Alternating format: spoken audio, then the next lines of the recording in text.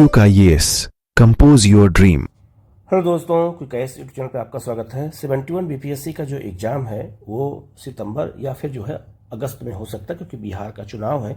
तो पिछले 30 वर्षों के जो आपका प्रीवियस ईयर के क्वेश्चन आए हैं, इसको हम लोग अलग अलग सब्जेक्ट का कर रहे हैं। आज हम लोग मध्यकालीन इतिहास में देखेंगे दिल्ली सल्तनत। दिल्ली सल्तनत से जितने भी क्वेश्चन आए हैं, सूफी आंदोलन से कितने क्वेश्चन आए हैं, भक्ति आंदोलन से कितने क्वेश्चन बीपीएससी में प्रीवियस ईयर में पूछे गए हैं, इस टॉपिक में हम लोग इस वीडियो में हम लोग पूरा करेंगे। तो आप लोग जो है चैनल को जो है सब्सक्राइब जरूर कर लीजिएगा, बेल आइकन को प्रेस कर लीजिएगा, जिससे इस तरह क्लास आपको लगातार मिलती रहे। और प्रीवियस ईयर क्वेश्चन, बहुत सारे क्वेश्चन रिपीट होते हैं, तो रिपीट क्वेश्चन आपके गलत नहीं होंगे, इसलिए हमें इनको बहुत अच्छे से देखने की जरूरत है। हम लोग शुरू करते हैं सीधे क्वेश्चन की ओर। पहला क्वेश्चन है, चचनामा का फारसी में अनुवाद किसके द्वारा किया गया था? तो जो चचनामा है, इससे भारत पर अरब आक्रमण की हमें जानकारी मिलती है। और चचनामा जो है किस भाषा में लिखा गया था? तो ये अरबी भाषा में लिखा गया था। ठीक है, इसका फारसी अनुवाद पूछा गया है। ठीक है, तो मोहम्मद अली बिन अबू बकर जो है कूफी ने किया था, तो इसका आंसर सी हो जाएगा। और चचनामा का राइटर कौन था जो अरबी भाषा में इस पुस्तक को लिखा था? तो वो अज्ञात है, उसके बारे में हमें जानकारी स्पष्ट नहीं है। तो चचनामा के विषय में 3-4 बात याद रखना है। इसका फारसी में अनुवाद किसने किया है? इस पे जो है भारत पर अरब आक्रमण की जानकारी मिलती है, और ये अरबी भाषा में लिखा गया है। तो क्वेश्चन कई बार आ चुका है अलग अलग एग्जामों में, ये 70 बीपीएससी में क्वेश्चन ये आया हुआ था। तो यहाँ इसका आंसर क्या हो जाएगा आपका? यहाँ पर सी हो जाएगा, जो अपने आप में बहुत महत्वपूर्ण क्वेश्चन है, इसको हमें अच्छे से याद रखना है।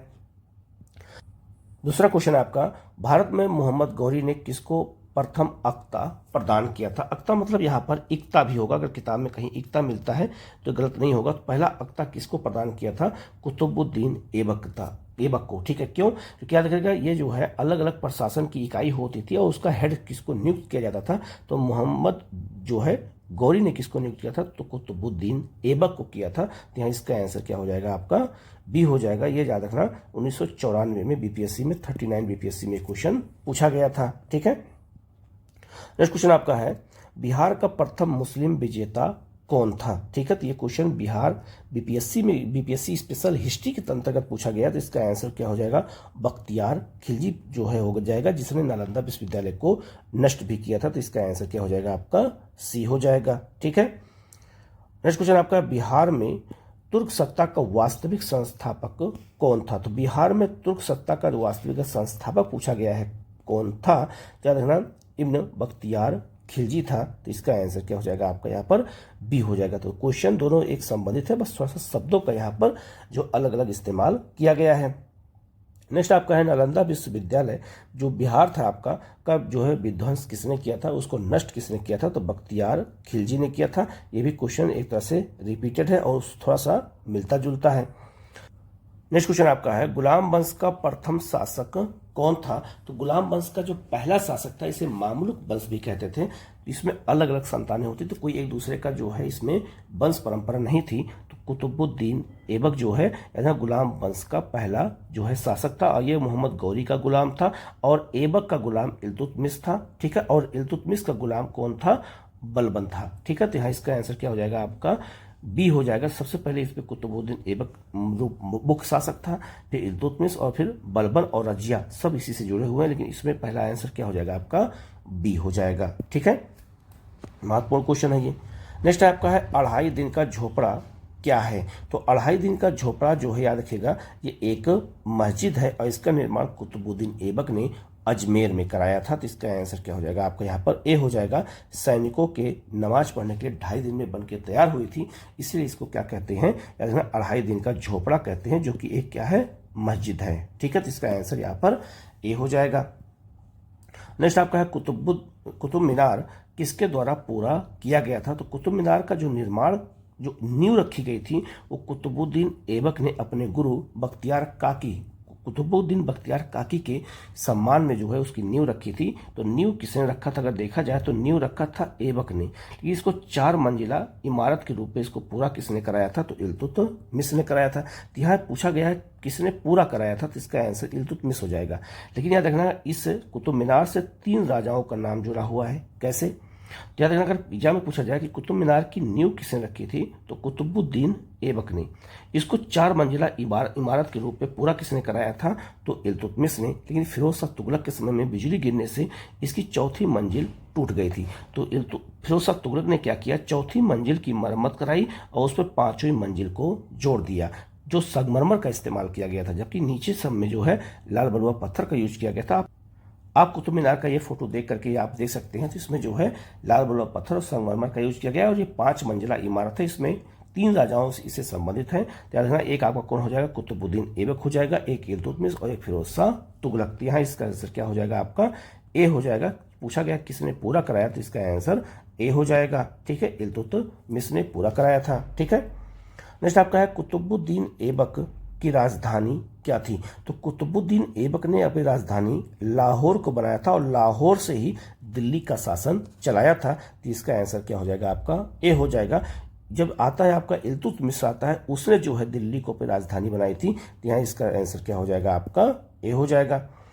नेक्स्ट क्वेश्चन आपका है, मुस्लिम शासक जिसका साम्राज्य दार उल इस्लाम का एक भाग माना जाता था, तो उसको आपका है इल्तुतमिश के समय में। इसका आंसर क्या हो जाएगा, आपका यहाँ पर जो है सी हो जाएगा। ठीक है, ये बहुत महत्वपूर्ण क्वेश्चन है और यह क्वेश्चन कई बार एग्जाम में पीसीएस में भी आया हुआ है, यूपी पीसीएस में पूछा गया है, इसलिए बहुत महत्वपूर्ण है। ठीक है, तो इसका आंसर क्या हो जाएगा, आपका इल्तुतमिश हो जाएगा। इसने जो है बगदाद के खलीफा से जो है अनुमति मांगा था। ठीक है, और दार उल इस्लाम का मतलब यह हो गया कि पूरा इस्लामीकरण करना है, इस्लाम धर्म का प्रचार करना है। तो वहां के बगदाद के खलीफा ने इसको जो है छत्र प्रदान किया था। तो इसका आंसर यहाँ पर क्या हो जाएगा, आपका यहाँ पर सी हो जाएगा। ठीक है, नेक्स्ट आपका है, इल्तुतमिश ने बिहार में अपना पहला सूबेदार किसे नियुक्त किया था। ये बीपीएससी स्पेशल बिहार स्पेशल का क्वेश्चन है। तो किसको नियुक्त किया था, तो मलिक जानी को नियुक्त किया था। ये 2008 में क्वेश्चन आया था।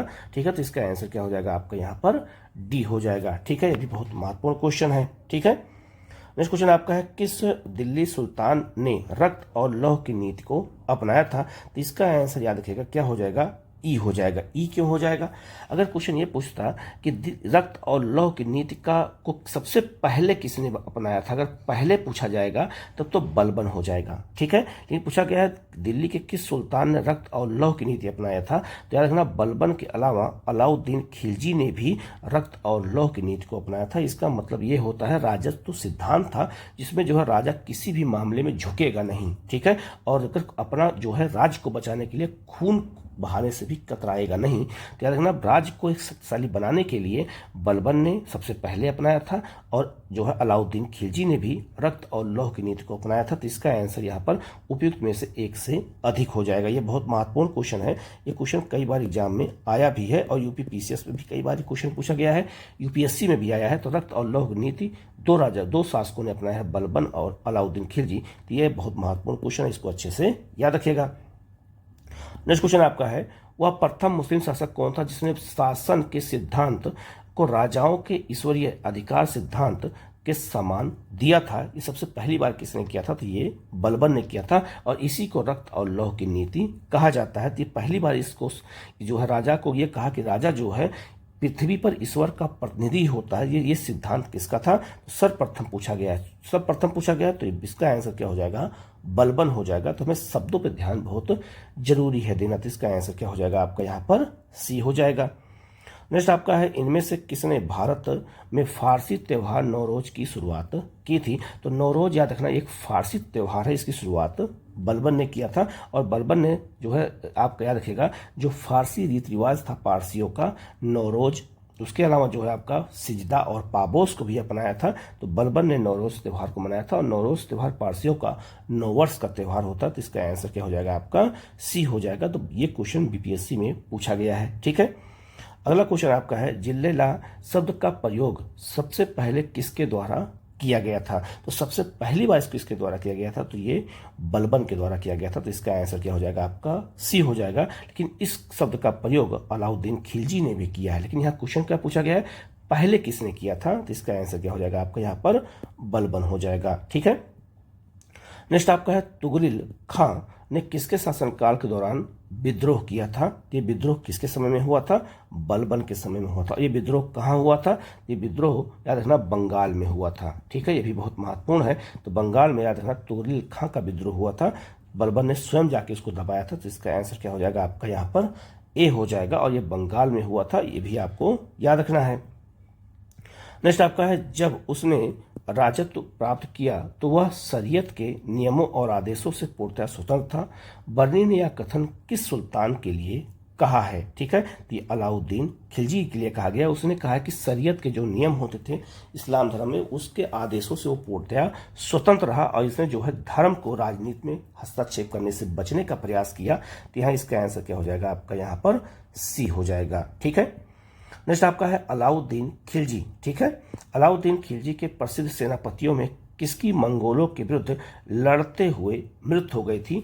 और ये भी याद रखिएगा, सबसे अधिक मंगोलों का आक्रमण अलाउद्दीन खिलजी के समय में ही हुआ है। एक क्वेश्चन ये भी आपसे पूछा जा सकता है। तो मंगोलों के खिलाफ लड़ते हुए उसके किस सेनापति की मृत्यु हुई थी जो सबसे प्रसिद्ध था? तो उसका आंसर क्या हो जाएगा? जफर खां हो जाएगा। तो इसका आंसर ए हो जाएगा। अब एक क्वेश्चन ये भी हम आपको बता देते हैं कि मंगोलों का सबसे अधिक आक्रमण अलाउद्दीन खिलजी के समय में क्यों हुआ? क्योंकि याद रखना, जलालुद्दीन खिलजी ने मंगोलों से समझौता किया था और मंगोलों को दिल्ली में बसाया गया था। तो दिल्ली में जहां बसाया गया था उसे आज हम मंगोलपुरी कहते हैं। और याद रखना, जब जलालुद्दीन फिरोज खिलजी की अलाउद्दीन जी ने जब हत्या कर दी थी तब मंगोल अलाउद्दीन खिलजी से नाराज हो गए और उन्होंने दिल्ली पर लगातार आक्रमण किया था। तो सबसे अधिक याद रखना, मंगोलों का आक्रमण अलाउद्दीन खिलजी के लिए के समय में इसी कारण हुआ था, क्योंकि उसने जो है उसके दोस्त को जो है जलालुद्दीन खिलजी की हत्या कर दी थी। और याद रखना, ये जो मंगोल थे ये बौद्ध को अपनाते थे, लेकिन ये जो आए जब इन्होंने जो है इस्लाम को अपना लिया, इसीलिए इन्हें इतिहास में नवीन मुसलमान कहते हैं। ये भी याद रखना, अगर एग्जाम में आपसे पूछा जाए नवीन मुसलमान किसे कहते हैं तो मंगोलों को कहा जाता है। तो इसका आंसर यहाँ पे क्या हो जाएगा? आपका ए हो जाएगा। ठीक है, नेक्स्ट आपका है, रानी पद्मिनी का नाम अलाउद्दीन की चित्तौड़ विजय से जोड़ा जाता है, उनके पति का नाम क्या था? तो रानी जो पद्मिनी थी, जिसे जो पद्मावत मूवी बनी है, ठीक है, वो भी देखा होगा, बहुत चर्चा में थी, तो राणा रतन सिंह थे। तो इसका आंसर क्या हो जाएगा आपका यहाँ पर? डी हो जाएगा। इनकी मृत्यु के बाद इन्होंने जौहर कर लिया था। ठीक है, तो अपने जो है मान सम्मान को बचाए रखने के लिए। तो इसका आंसर यहाँ पर डी हो जाएगा। नेक्स्ट आपका है मलिक जो है काफर, जो मलिक काफूर को जो है हजार जो है दिनारी के नाम से भी जाना जाता है, इसे किसने खरीदा था? ये 70 बीपीएससी में क्वेश्चन पूछा गया है। तो मलिक काफूर को जो है याद रखिएगा, ये किसने खरीदा था? तो इसका आंसर क्या हो जाएगा? नुसरत खान ने खरीदा था। तो इसका आंसर क्या हो जाएगा आपका यहाँ पर? सी हो जाएगा। ठीक है, और बाद में उसको अलाउद्दीन खिलजी के पास लाया गया था। ये गुजरात का रहने वाला था। नेक्स्ट क्वेश्चन आपका है, अलाउद्दीन खिलजी के आक्रमण के समय देवगिरी का शासक कौन था? तो याद रखना, देवगिरी कहाँ है? तो याद रखना, ये महाराष्ट्र में, जिसे हम दौलताबाद आज कहते हैं, तो दौलताबाद को हम देवगिरी कहते थे। और याद रखना, वहाँ का जो है शासक कौन था जब अलाउद्दीन खिलजी ने आक्रमण किया था? तो रामचंद्र देव था। ठीक है, तो इसका आंसर क्या हो जाएगा आपका यहाँ पर? ए हो जाएगा। नेक्स्ट आपका है, किस सुल्तान के काल में खालिसा भूमि अधिक पैमाने पर विकसित हुई? तो जो सुल्तान की भूमि होती थी उसे हम खालिसा भूमि कहते थे। तो इसका सबसे अधिक विकास किसने किया था? तो अलाउद्दीन खिलजी ने किया था। तो इसका आंसर क्या हो जाएगा आपको यहाँ पर?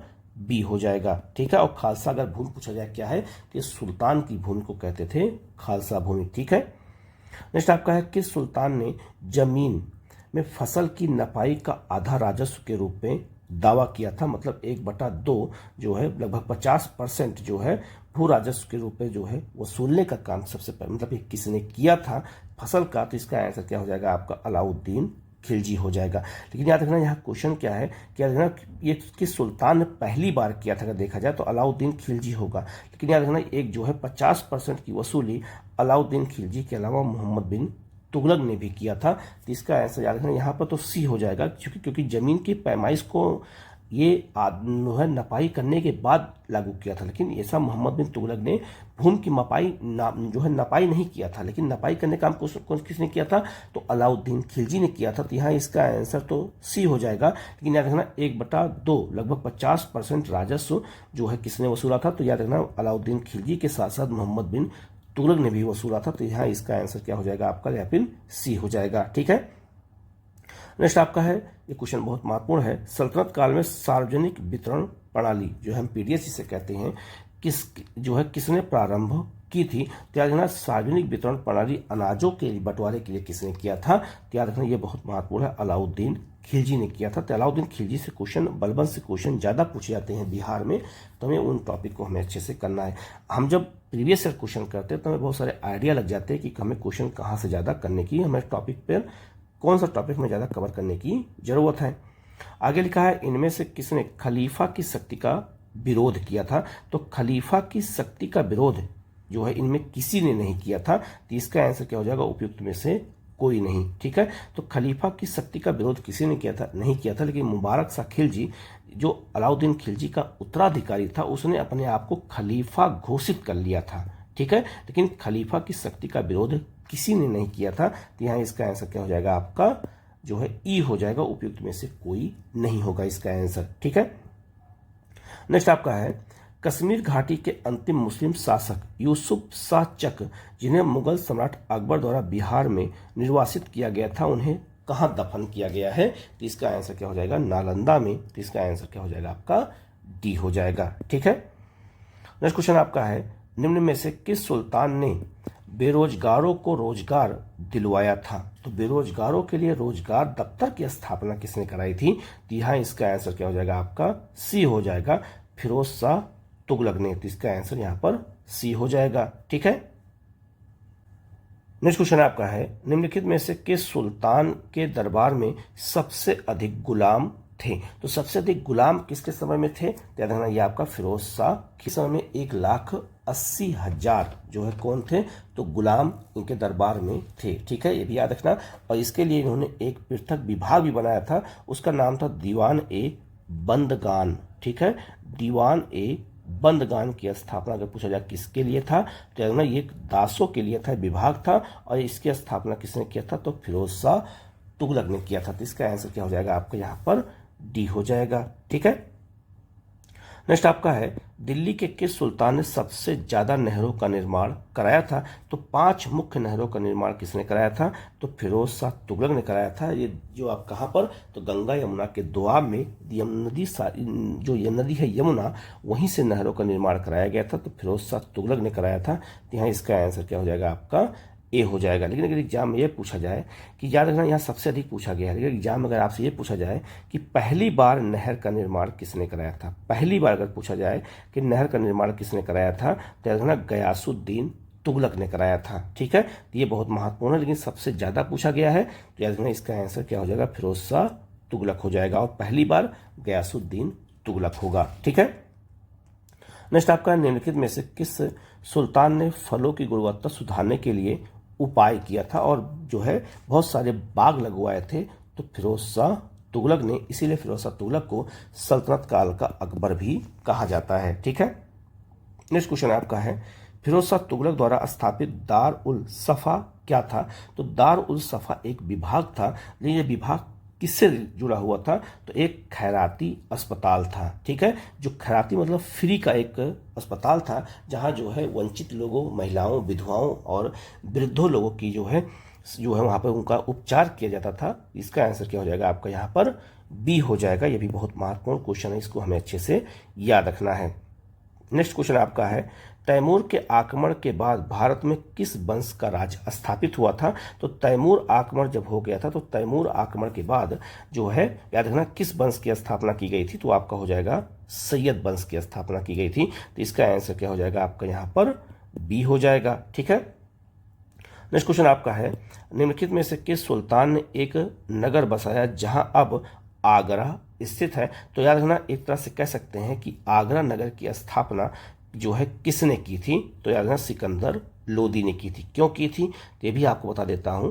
ठीक है, ये जिससे आपका ये दिल्ली है, ये पूरा राजपूताना का क्षेत्र था। तो राजपूताना राज्य था, उस पर नियंत्रण रखना दिल्ली से आसान नहीं था, क्योंकि दूर था।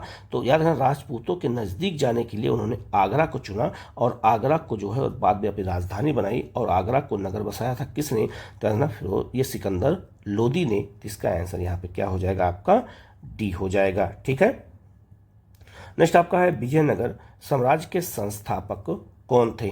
तो विजयनगर राज्य का जो संस्थापक कौन थे, तो हरिहर और बुक्का थे। ठीक है, और ये भी याद रखना जो विजयनगर साम्राज्य था, अगर पूछा जाए किन दो नदियों के बीच में स्थित था, तो याद रखना ये किन 2 नदियों के बीच में, ये भी बहुत महत्वपूर्ण है। तो याद रखना ये आपका एक नदी है कृष्णा, एक नदी है तुंगभद्रा। तो कृष्णा और तुंगभद्रा के बीच में रायचूर का मैदान स्थित है। तो रायचूर के मैदान में ही विजयनगर साम्राज्य स्थित था। तो ये भी याद रखना है, नदी भी याद रखना है और संस्थापक भी याद रखना है। तो यहाँ इसका आंसर क्या हो जाएगा आपका सी हो जाएगा। ठीक है, नेक्स्ट आपका है विजयनगर के उस पहले शासक की पहचान करें जिसने बहमनियों से गोवा छीन लिया था। तो बहमनी साम्राज्य जो है मुसलमानों का, इस्लाम धर्म का से जुड़ा हुआ था और विजयनगर हिंदुओं से था। तो गोवा को छीना था जो है, किसने छीना था?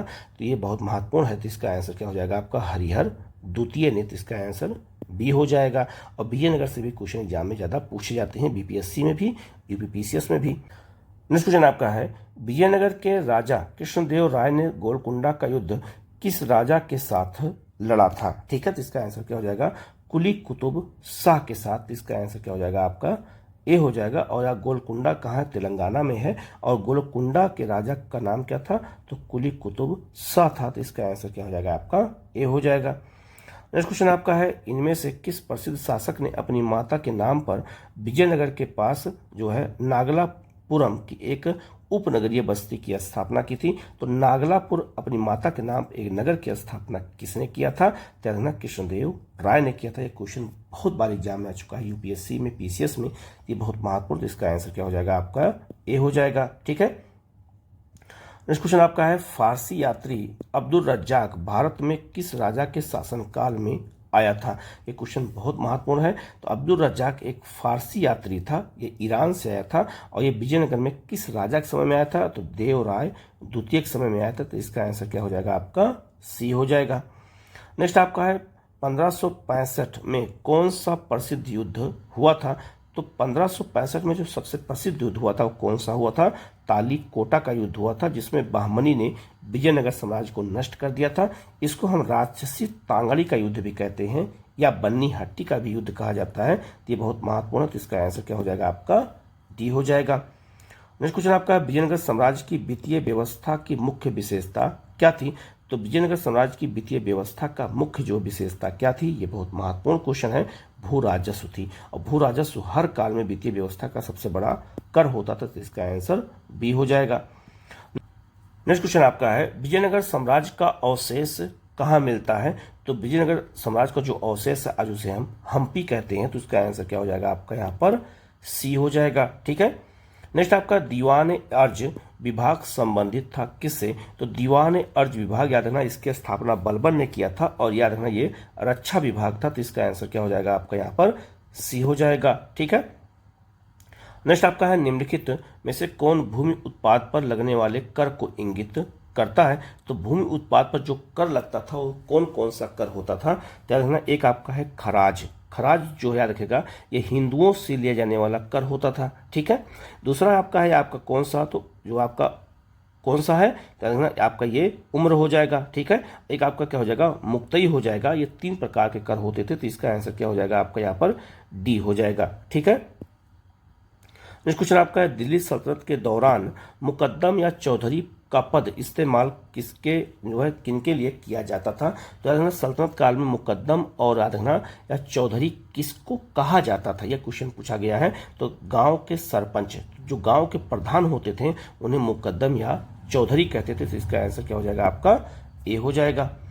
नेक्स्ट आपका है दिल्ली सल्तनत के दौरान मुकद्दम पद का इस्तेमाल किनके लिए किया जाता था? क्वेश्चन वही है, रिपीट किया गया है गांव के सरपंच के लिए। ठीक है, अगला क्वेश्चन बहुत महत्वपूर्ण है। क्वेश्चन पूछा गया है जवाबित का संबंध किससे है? तो याद रखना बहुत सारे शब्दों के अर्थ भी पूछ देते हैं एग्जाम में। तो राज्य के कानून, तो राज्य के कानून को जवाबित कहा जाता था। तो इसका आंसर क्या हो जाएगा आपका यहाँ पर ए हो जाएगा। नेक्स्ट क्वेश्चन आपका है सल्तनत काल के सिक्के टंका, ससगनी और जीतल किन धातुओं के बनते थे? तो इसका आंसर ए हो जाएगा। तो टंका और ससगनी जो है आपका चांदी के होते थे और जीतल आपका तांबे का होता था। तो इसका आंसर क्या हो जाएगा आपका यहाँ पर ए हो जाएगा। और टंका और जीतल इसकी शुरुआत इल्तुतमिश ने किया था, ये भी याद रखिएगा। नेक्स्ट आपका है भारत में कागज का प्रयोग कब से प्रारंभ होता है? तो कागज का प्रयोग पूरी दुनिया में चीन में पहली बार किया गया था और यह भारत में 12वीं शताब्दी में आया था। तो इसका आंसर यहाँ पर ए हो जाएगा।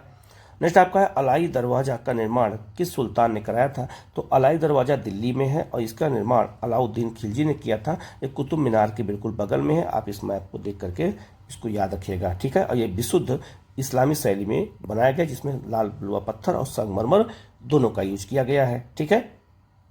नेक्स्ट क्वेश्चन आपका है अमीर खुसरो किसका दरबारी कवि था। तो अलाउद्दीन खिलजी का था, लेकिन इसने अपनी शुरुआत जो किया था वो बलबन के समय में किया था।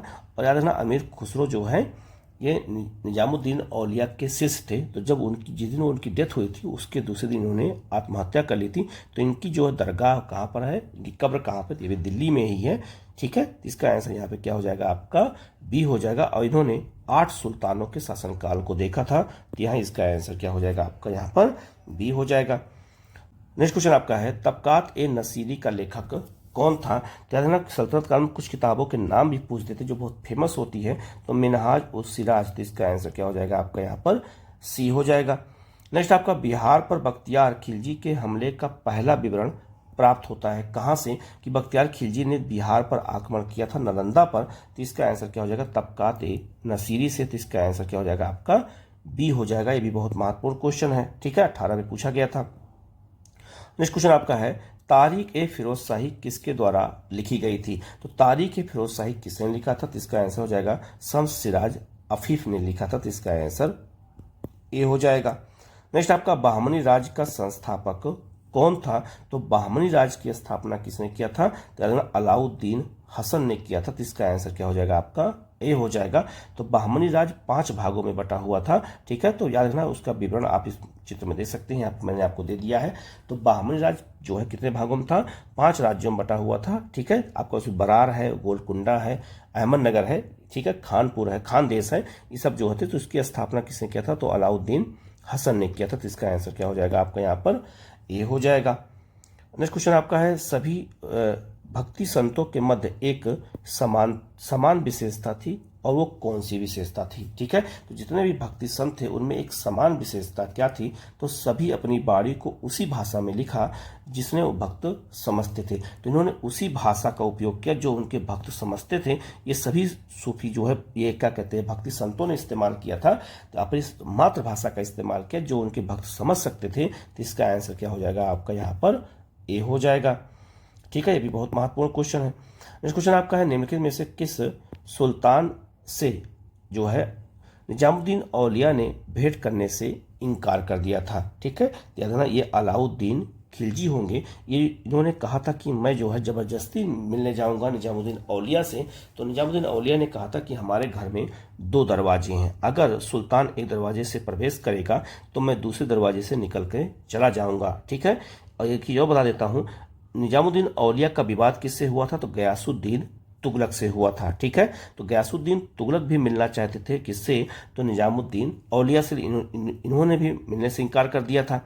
तो याद रखिएगा जब बंगाल विजय के लिए गयासुद्दीन तुगलक जा रहे थे तो याद रखना इन्होंने एक भविष्यवाणी किया था निजामुद्दीन औलिया ने कि जो है सुल्तान की डेथ हो जाएगी और सुल्तान युद्ध हार जाएंगे। लेकिन गयासुद्दीन युद्ध जीत जाते हैं और जब वो युद्ध जीत जाते हैं तो उन्होंने बंगाल से एक संदेश भेजा था दिल्ली को निजामुद्दीन औलिया को और कहा था कि हमारे दिल्ली पहुंचने से पहले आप दिल्ली छोड़ दीजिएगा।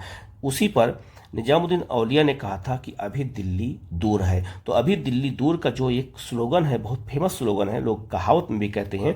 तो निजामुद्दीन औलिया ने कहा था, किसके लिए कहा था। तो गयासुद्दीन तुगलक ने के लिए कहा था।